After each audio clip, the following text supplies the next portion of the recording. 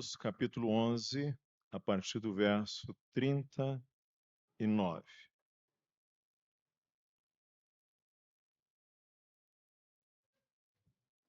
Posso fazer uma pergunta antes de ler o texto? O que é uma pessoa perdida? Já parou para se perguntar o que é uma pessoa perdida? Antigamente, as pessoas usavam para se orientar os astros e as estrelas. O sol nasce desse lado de cá, a leste, que é o Oriente. É daí que, aliás, vem a nossa palavra, o nosso verbo orientar, orientação, Oriente, de onde nasce o sol. Mais tarde inventaram um instrumento extraordinário, muito importante para o mundo moderno, que era a agulha de marear, que nós conhecemos como bússola. Também inventaram o astrolábio. A bússola, a agulha de marear, aponta para o norte, invariavelmente para o norte. Daí o verbo nortear. Uma pessoa norteada. Tem norte. Muito importante nas navegações portuguesas. Os portugueses foram os maiores navegantes de todos os tempos. Superaram os fenícios. E um grande impulsionador das navegações portuguesas foi o infante Dom Henrique, que era terceiro filho do rei, Dom João I, de sua esposa, Dona Filipa. E ele foi muito importante para o trabalho de orientar as navegações. Se você for ao mapa de Portugal, lá no sul, lá embaixo, na sua esquerda tem uma pontinha. Dom Henrique morou ali e ele reuniu muitos em torno de si, naquela região de Sagres, homens importantes que tornaram-se especialistas na navegação. Para as navegações portuguesas, e certamente o trabalho dele tem muito a ver com a nossa história, porque assim, herdeiros do trabalho do infante Dom Henrique chegaram às Américas e ao Brasil. E algo que você precisa ter em mente, que as lições dos portugueses deixam para nós, é que é importante sim você ter o leme. É importante sim você estar no controle do leme. Mas não basta ter o controle do leme. É preciso ter uma referência para orientar o percurso. Porque pode ser que haja pessoas que tenham controle do leme da sua vida, mas ainda assim não tem o norte, não tem o oriente, não tem o sol e estão perdidos. Sabe, se você for ao capítulo 10 de Hebreus, a partir lá do verso 32, ele vai dizer para os seus leitores, o autor, para que eles não retrocedessem, que eles fossem adiante, porque ele diz no verso 35 do capítulo 10, não abandoneis, portanto, a vossa confiança, ela tem grande galardão. E ele vai dizer, nós vivemos pela fé. Ele cita aí o profeta Abacuque, vivemos pela fé. Isso ele cita no versículo 38 do capítulo 10. E ele vai dizer que, porque vivemos pela fé, nós não retrocedemos. Nós, porém, não somos dos que retrocedem para a perdição, somos, entretanto, da fé para a conservação da alma. E aí ele abre um parênteses, não é exatamente um parênteses, mas ele vai explicar este conceito, apresentando o que é a fé e pessoas do Antigo Testamento que viveram pela fé. Isso que ele faz no capítulo 11. Ele vai falar desde Abel, vai passar por Noé, vai falar dos patriarcas de Abraão, de Isaac, de Jacó, de José, de Sara. Vai falar depois daquele homem de Deus extraordinário chamado Moisés, que visualizou a Canaã. Não chegou lá, mas visualizou pela fé, vislumbrou a terra prometida. Depois ele vai falar dos tempos em que aquela geração, a outra geração entrou na terra prometida, nos tempos de Josué, e vai terminar mostrando esta caminhada em meio a muitos sofrimentos. Ele dirá nos versos 33 a 38, não é? Eles fecharam a boca dos leões, extinguiram a violência do fogo, escaparam ao fio da espada, fizeram-se poderosos em guerra, puseram em fuga os exércitos de estrangeiros. Mulheres receberam pela ressurreição os seus mortos. Alguns foram torturados, não aceitando seu resgate para obterem superior ressurreição.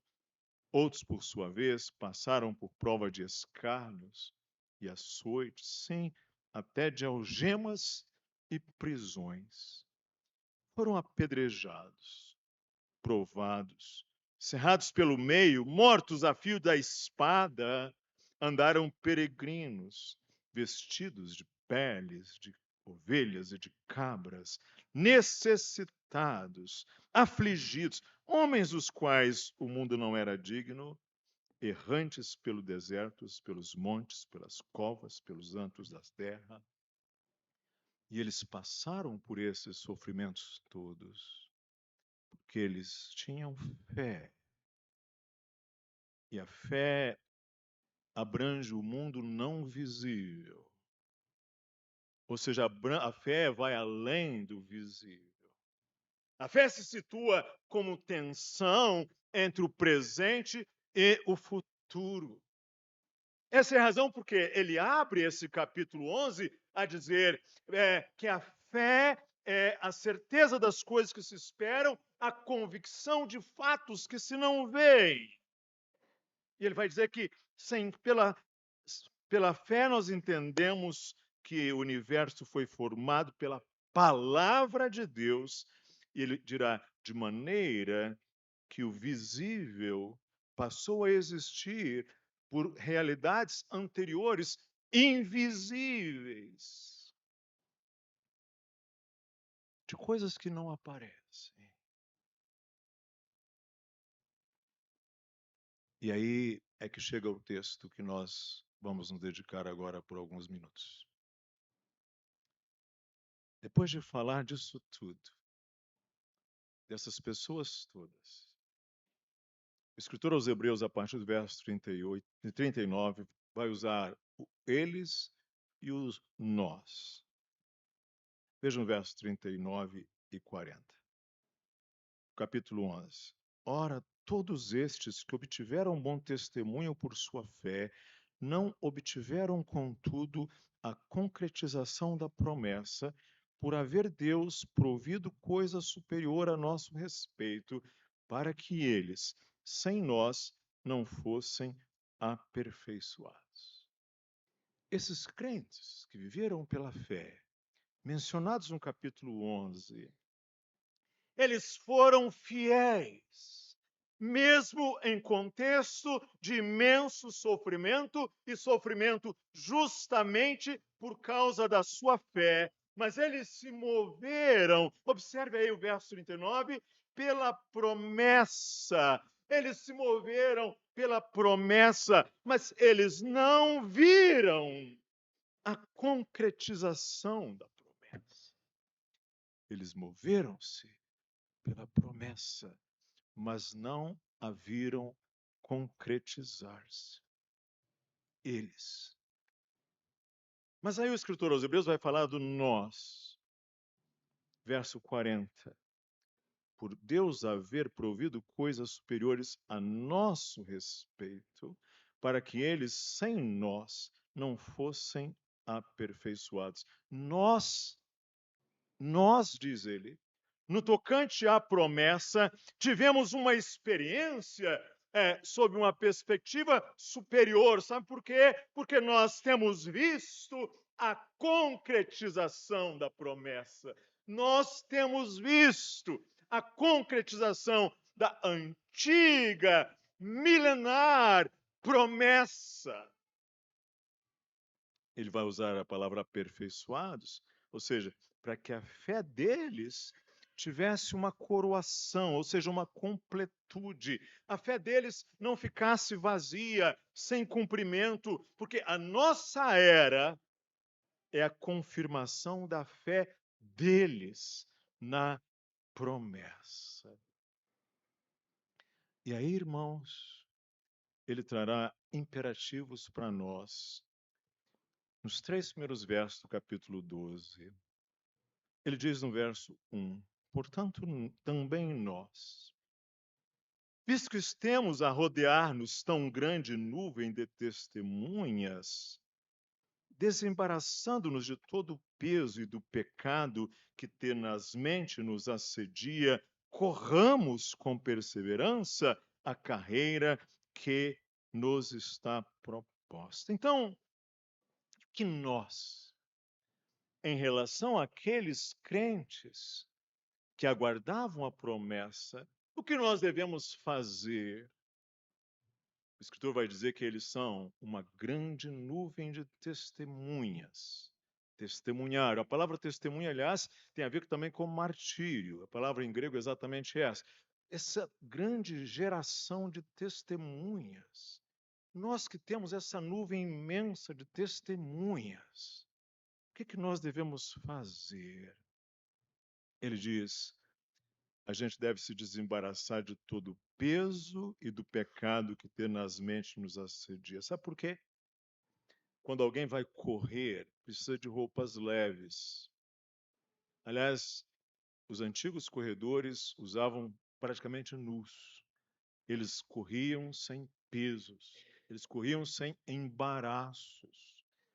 E assim ele está a dizer, para nós seguirmos agora a nossa carreira, nós devemos nos desembaraçar de todo o peso e do pecado que tenazmente nos assedia e correr com perseverança a corrida que nos está proposta. E aí ele vai trazer o grande nome. O grande nome! O nome aguardado! O nome das antigas expectativas, o nome da promessa, no verso 2, olhando firmemente para o autor e consumador da fé. Mais uma vez. Isso. Ele vai trazer este nome.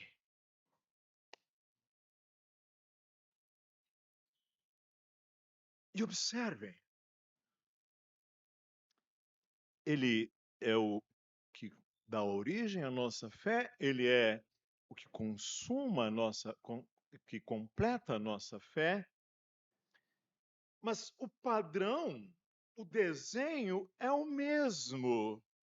É o mesmo de Abel, é o mesmo de Abraão, é o mesmo de Moisés, ou seja, caminha para ver coisas que estão adiante, ou seja, dirá, o qual em troca da alegria que lhe estava proposta, suportou a cruz, não fazendo caso da ignomínia, e está assentado à direita de Deus. Você observou? No meio do percurso de Cristo, também tinha sofrimento, embora neste caso, o maior dos sofrimentos, a cruz. E ainda mais acrescentada pelo peso tenaz dos nossos pecados. Ele recebeu a ignomínia, o desprezo, a vergonha, o escândalo.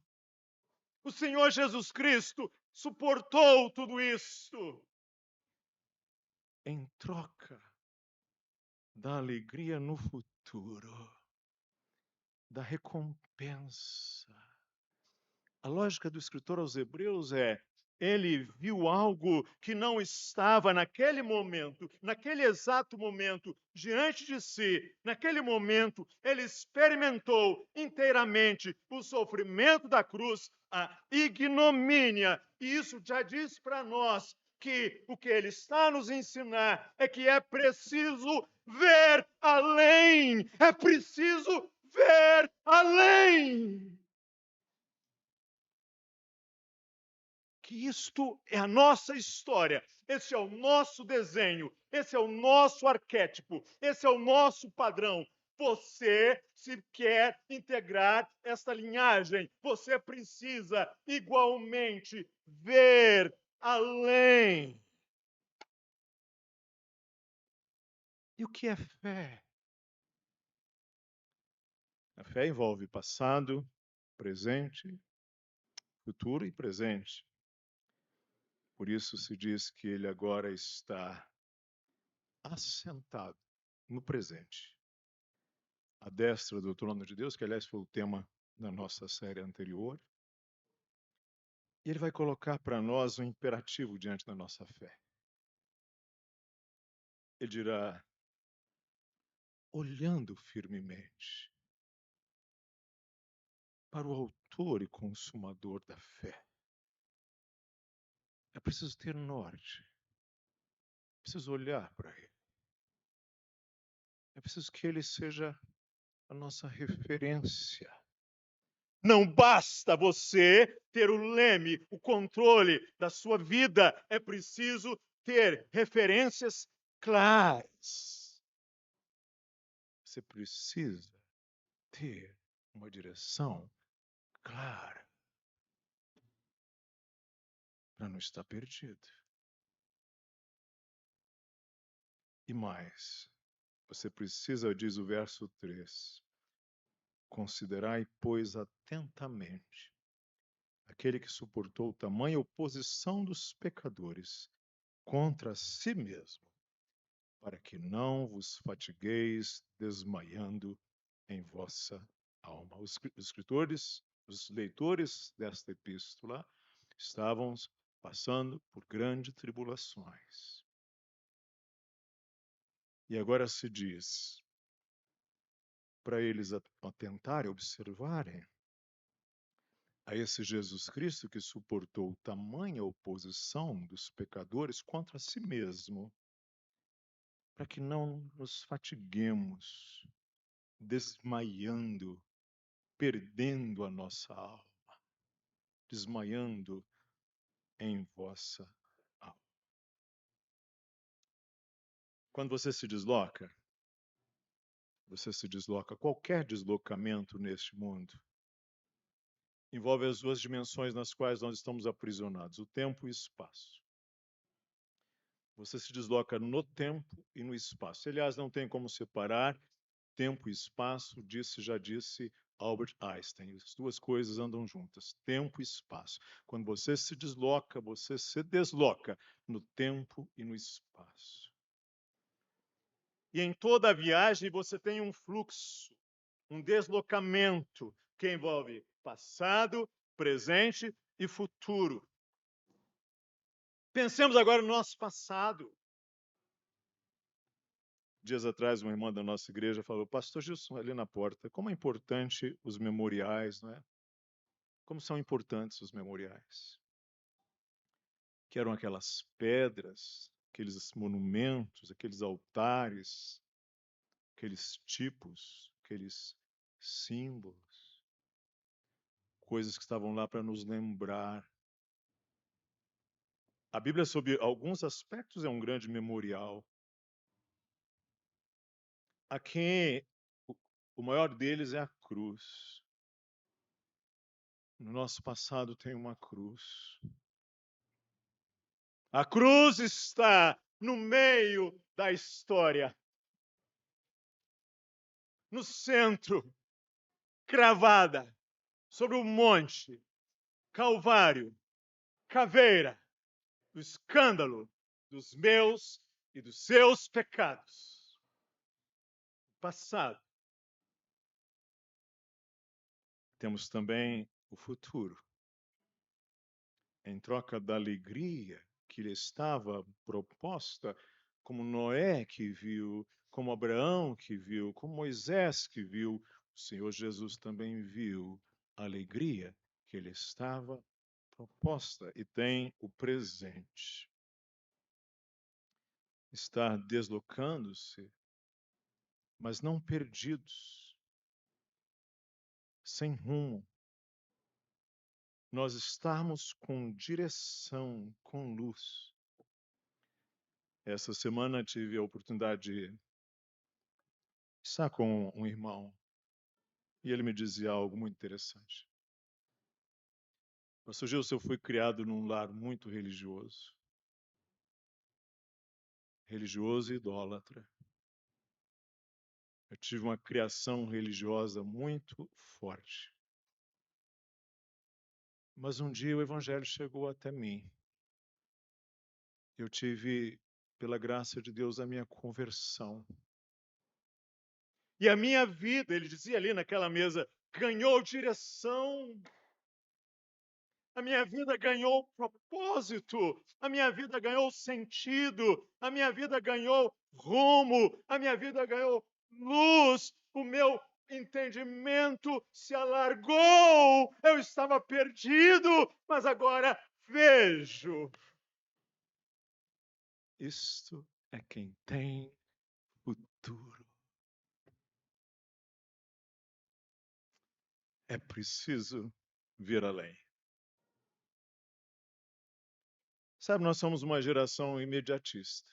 Eu queria dizer, especialmente aos jovens que estão aqui e aqueles que vão ouvir essa palavra posteriormente, cada vez mais estamos nos tornando imediatistas. Cresceu uma geração com as suas necessidades materiais satisfeitas, em uma cultura instantânea, em que tudo é rápido, em que tudo é absolutamente instantâneo. Rápido. Necessidades satisfeitas. Chorou, tem o leite. Sentiu uma dor no estômago, tem o pão. Tem uma dorzinha, uma febre, tem um remédio. E hoje somos gerações de famílias pequenas. O IBGE apontou que em 2022 nós tivemos a menor taxa de nascimentos da história do nosso país. O pastor Alexandre estava me falando daqui da nossa região, dessa Intersul, também estamos com muitos poucos jovens. O grupo está tornando-se mais velho. Filhos únicos, muito espacializados, ciumentos às vezes, com dificuldade de trabalhar em equipe, em modo articulado. Visitava uma família esses dias e eles estão agora a aguardar o segundo filho. E eu perguntei, e como é que vai ser? Vocês têm 2 quartos aqui? Não, o outro quarto vai ficar para o meu escritório, dizia ele, porque eu quero que eles dois cresçam juntos no mesmo quarto, para que não fiquem muito ciumentos, para que não fiquem muito individualistas. Nós estamos vivendo hoje com a dificuldade de trabalhar em equipe de modo articulado e que, às vezes, jovens tendem a um manejo absoluto.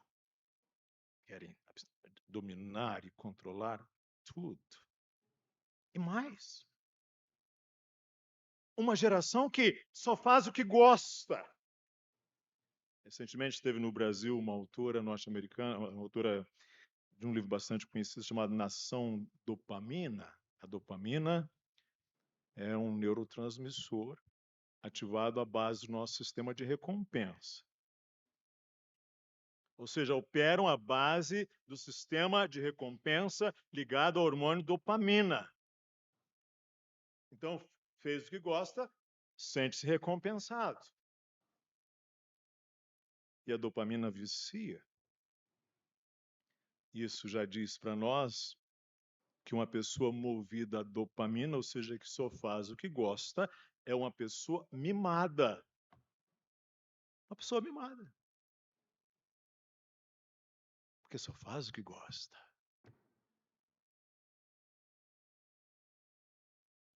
A fé não é viver fora da realidade.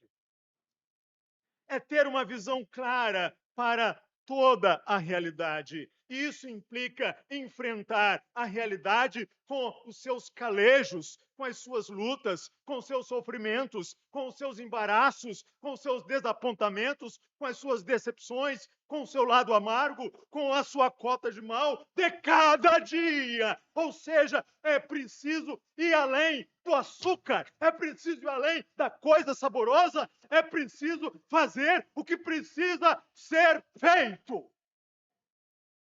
Isto é um grande ensino que vem desse texto. É preciso fazer o que precisa ser feito. E é preciso construir um trajeto na realidade, e a realidade deste mundo caído impõe-nos a sua cota de dor e sofrimento. Ou seja, não basta um cristianismo só teórico, é preciso trafegá-lo pela fé. Neste mundo real, é preciso palmilhar o êxodo, é preciso construir a arca, é preciso caminhar ali nas tendas com Abraão, é preciso carregar a cruz, ou seja, é preciso um trajeto na realidade. E às vezes os pais perguntam por que é que nossos filhos estão tão inseguros? Por que não se pode produzir segurança apenas na teoria? Conquanto a teoria possa produzir pretensão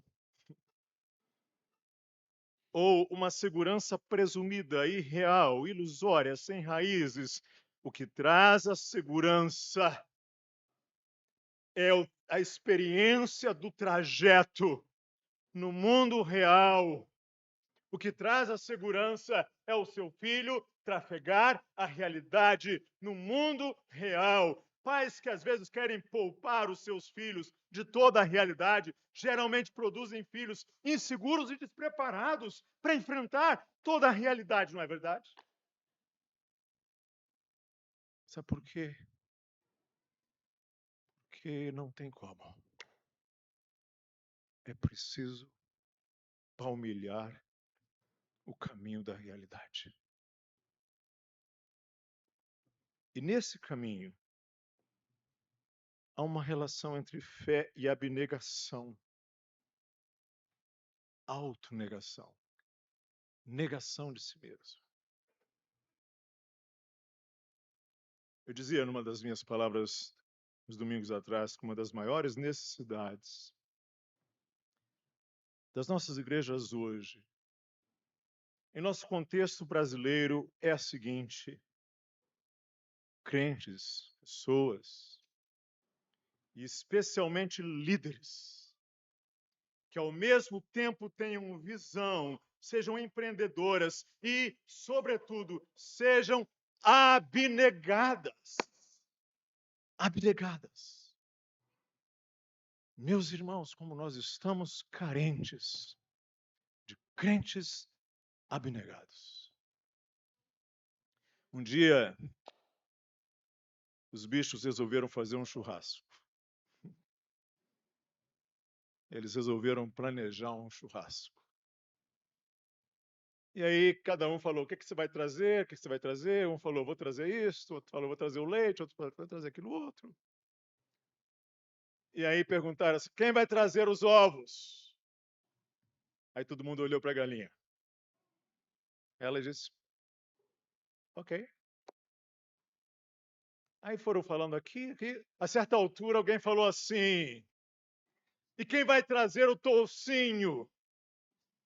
Aí todo mundo olhou para o porco. Aí ele olhou, você entende claramente o que está acontecendo? É que há uma diferença entre doar ovos e doar toicinho. Há uma diferença. E nós precisamos de uma nova geração jovem que doe não apenas os ovos, doe de si mesmo, doe a vida, tome a cruz e dedique-se integralmente. É o que nós estamos precisando, de uma geração como os missionários morávios, que entendiam que o cordeiro é digno da recompensa de suas vidas. Onde está a geração de crentes que doam a si mesmos, como fez o nosso Senhor e fez essa galeria de homens e mulheres que viveram pela fé? É esta a maior necessidade das nossas igrejas hoje. Crentes abnegados, que em troca do que está proposta, do que está proposto, carreguem a sua cruz. Geração que dá os ovos. As igrejas estão cheias.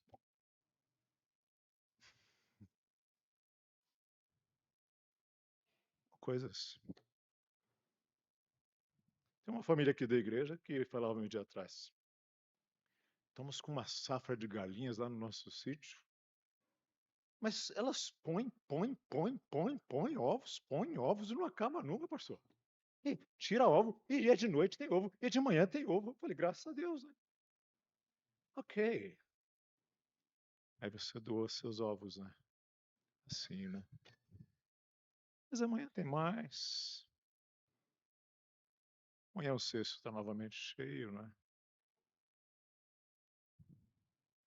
Mas doar a sua vida.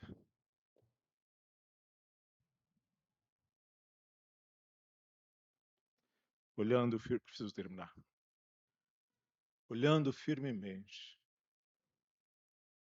para o autor e consumador da fé, Jesus, o qual, em troca da alegria que lhe estava proposta, suportou a cruz. É preciso ver além. Com base nessa obra consumada de Cristo e no exemplo por ele deixado, nós podemos seguir adiante com fé, contemplando agora, confiantes agora no nosso Cristo entronizado. E fé, ela se perfaz em confiança. E essa confiança se concretiza em perseverança. E essa perseverança se manifesta em consagração, em abnegação, em renúncia, em tomar a cruz. E aí alguém que está em Cristo. Entenda que eu agora volto ao início da minha palavra. Alguém que agora está em Cristo pode dizer: eu estava perdido, mas não estou mais. Eu sei muito bem quem sou. Eu sei muito bem de onde eu vim. Eu sei muito bem para onde estou. E eu sei muito bem para onde eu vou. Se você pode dizer isto, então bem-vindo. Você entrou nessa linhagem maravilhosa, nessa galeria maravilhosa. E que Deus te abençoe em perseverança, em dedicação, em fidelidade, em consagração, em abnegação. Amém. Oremos. Senhor, ajuda-nos a amarmos mais a Jesus Cristo e a nos espelharmos mais nele.